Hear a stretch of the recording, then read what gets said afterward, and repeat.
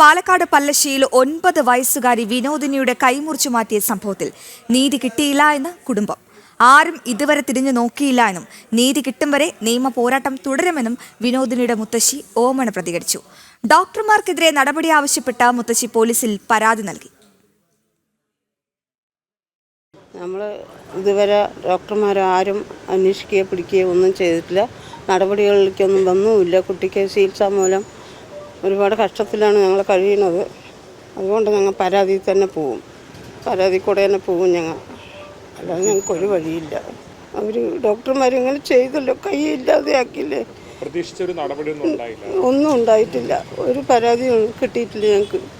അവർ തരാമെന്നോ എടുക്കാമെന്നോ ഒന്നും പറഞ്ഞിട്ടില്ല. ഞങ്ങൾക്ക് കുട്ടീൻ്റെ കൈ നഷ്ടപ്പെട്ടാലും ഞങ്ങൾക്ക് അതിൽ കേസിൽ തന്നെ കൂടെ പോകും. ഞങ്ങൾ കേസ് ചെയ്യാൻ തന്നെയാണ് വന്നിരിക്കുന്നത്.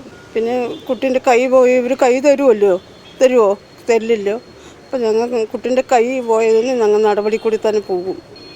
അവർക്ക് കൈ കിട്ടാൻ വഴിയുണ്ടെങ്കിൽ അവർ വെച്ച് തരണം, അത്ര തന്നെ. അവർക്ക് അതേ കൈ കിട്ടുമോ? അവർ അത് വെച്ച് തരികയാണെങ്കിൽ ഞങ്ങൾ, അല്ലെങ്കിൽ ഇത് ഈ പരാതി കൂടി തന്നെ ഞങ്ങൾ പോകും. ഒരു ഉറപ്പാണ്.